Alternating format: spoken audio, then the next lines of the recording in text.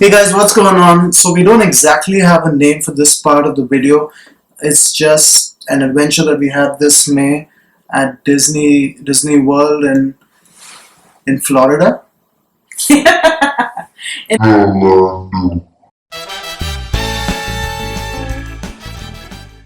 Um, yeah, so we went to Disney in Orlando in May this year, and we just wanted to share how we planned the trip. Obviously, by no means are we experts. We've just been there once so far. So essentially, the video is more of a guide for people that are going there for the first time.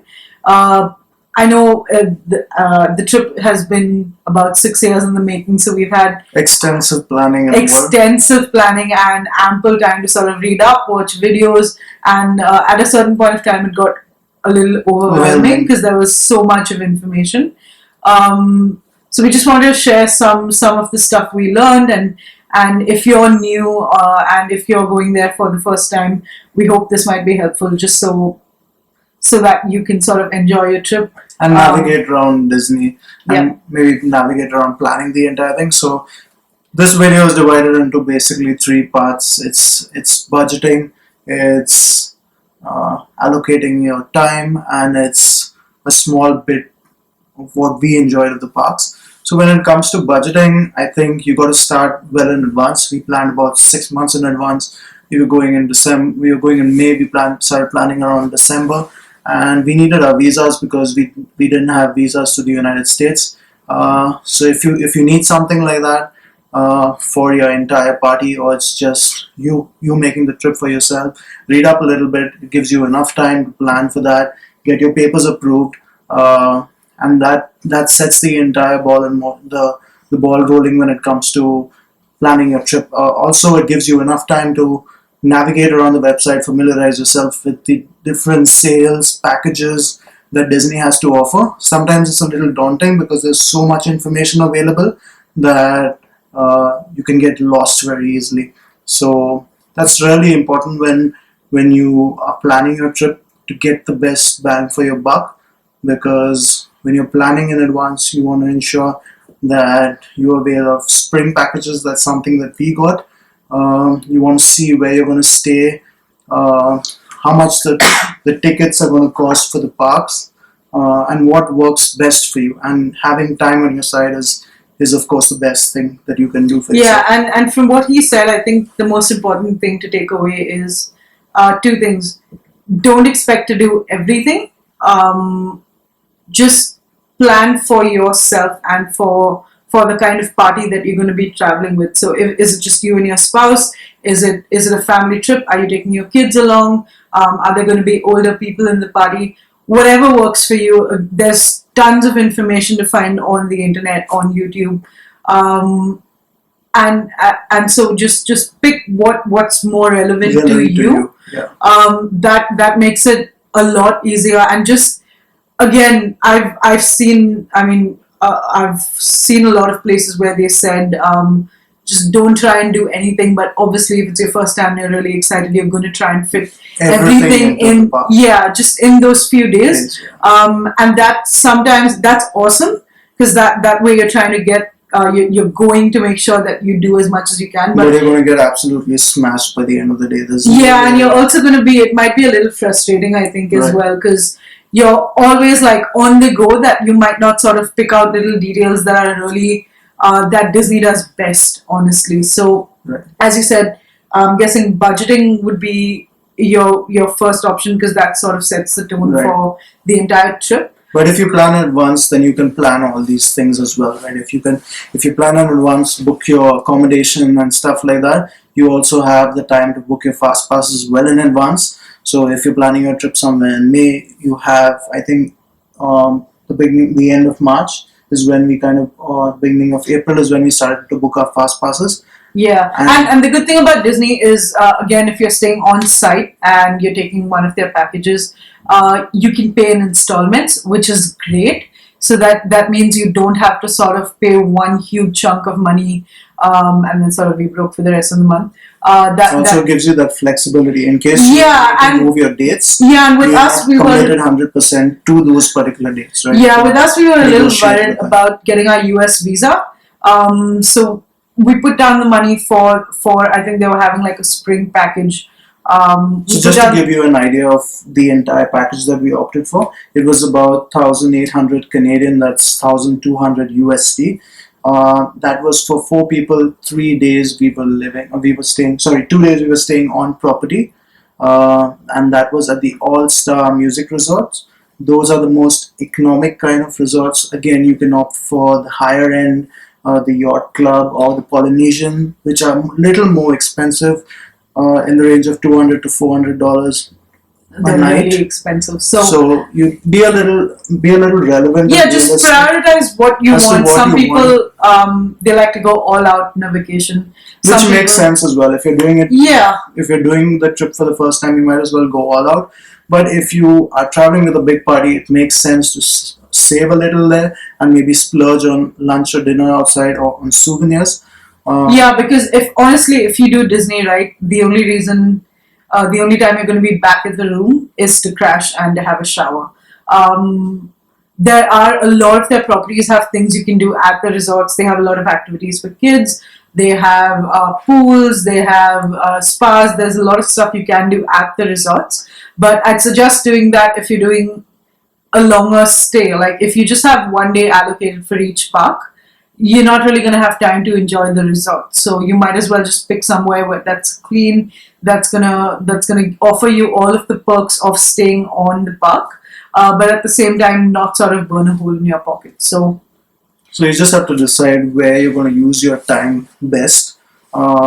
Staying at the park is much more effective in that way because you're saving so much more commuting time to and from uh, the actual park to your destination, be it a hotel outside the property or hotels on the parks on premises.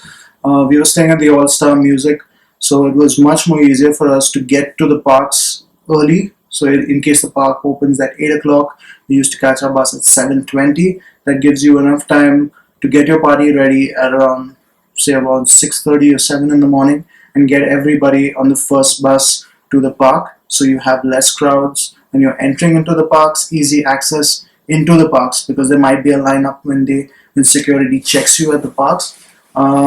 Also, when you get there at the beginning of the day, you're setting yourself up to get on the rides as quickly as possible before the crowds rush in.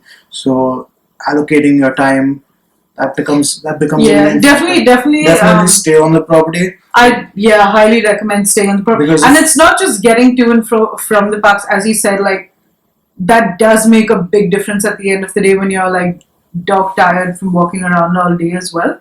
But there's so much of there are other perks that you wouldn't get if you're staying off site. Like you get extra magic hours. You would get tiny little souvenirs, like they give you luggage tags when you check in. Just the fact that the entire property is usually themed, so you get that as well. And as we said, like depending on what you're willing to spend, there's an option for everyone.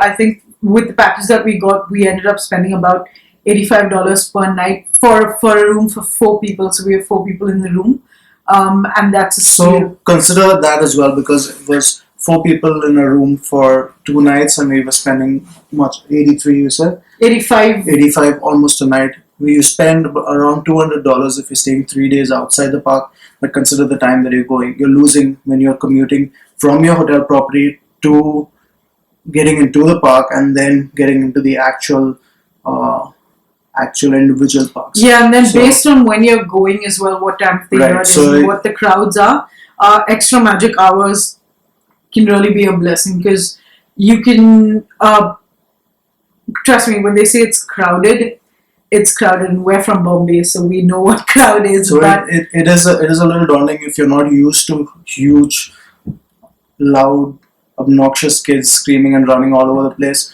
But it pulls you down even more when it's really hot and you're not used to the dry heat of Florida. it's not dry here. And it's it's extremely humid and it's extremely hot at the same time, and it doesn't help that And much that can when make there you are cranky really when there are fast. alligators trying to bite at you as well.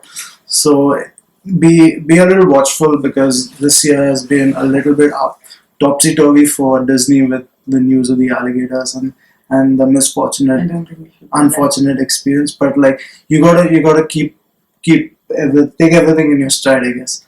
Uh, Yeah, then so I mean, as you said, right? Like getting back to the budget, definitely the three main things you're gonna want to budget for are meals, souvenirs, and sort of snacks at the park or anything else you might want to buy at the park or so the best accommodation. so the best thing is Meals, I think meals, snacks, and accommodation is definitely what you want to budget for. Those are like the three biggest things. Um, Meals in terms of, well, in our case, I'll just let you know what we did because, as I said, by no means are we experts, but what we decided to do was sort of carry sandwiches and stuff that we could store in the mini fridge in our hotel. So we sort of packed sandwiches and things we could munch on through the day when we while we were leaving the hotel. So and this through the day, makes it much more easier, because then you can carry water, you can carry your snacks and stuff like that. It's convenient for you because you don't need to go and you don't need to spend money, you don't need to stand up and line up for the snack lines, which are pretty long as well. You don't have you have the convenience of sitting down at any point of time when you're in the park and just munching on something, or as you're moving to an attraction or waiting in line to go on an attraction with your group, you can probably just snack on something. And it also helps you save a little more money that you could spend on souvenirs when you're going to the park, because it's really important to come back with something for your memories of the yeah, trip. Disney has some amazing souvenirs. They have everything from just the classic mugs or T-shirts or pens and photo frames and stuff like that to And we are this. big fridge magnet collectors, so we have a lot of fridge magnets that we like to collect from every trip that we make. And we probably do a haul video of that as well, because most of our gifts we've given to family members and friends, because this was like a long awaited trip for us. But apart from that, I guess, yeah, allocating a small portion of your budget for that is really important as well. Yeah, I guess And that. then, as we said, like so, it's meals, souvenirs, and accommodation. Uh, I think budgeting for the accommodation would be the biggest chunk Right. of your entire trip. That would sort of set the tone for how long you're going to stay, what how much you're going to spend on just accommodation, because that's usually the biggest chunk. Park tickets are relatively expensive, but You got to take into consideration take into consideration you're going to be there all day and you're going to need water, you're going to need some amount of money to spend on, attractions, or maybe even yeah, definitely if films or stuff like you're that. definitely if you're a foodie and you want to try out all the novelty stuff that Disney has throughout their parks, put aside some money maybe the for it. turkey leg, or even the Dole Whip, which is like the absolute thing to try when you go to Disney, and you have to do it. I'd suggest saving a little bit of your budget for that. Yeah, because food at Disney is pretty expensive. So you definitely want to put aside a little bit of money just to try the snacks. They have a lot of novelty stuff. As I said, each park has something different. So if that's something you want to try, be sure to put some money aside for it because it is pretty expensive compared to any food you might get on the outside of the park. So We'll probably do another video on the fast passes and extra magic hours, because that's something that needs more time to discuss, and a little more that we can dwell into, because we've done it and we waited an hour or so at Magic Kingdom, and it helps so much when you get to see so many different rides that you couldn't go on the entire day, but you have complete access to within like a minute or two once the park clears out. So that's something that we'll discuss in a later video. But just to get to our most favorite rides of the entire 3 days that we were at Disney, why don't you go first? So I think for me, I can definitely pick them out clearly. For me, Animal Kingdom was definitely the Lion King show. The Festival of the Lion King was definitely my favorite. I've seen a few videos of what it was before we actually saw the live show, but it was nothing compared to what the live show was. I think Animal Kingdom, it just blew me away. Everything else was awesome. I liked the Kilimanjaro Safari as well. We managed to get that early in the morning. I was too afraid to go on it. No, I was too afraid to go on the Everest.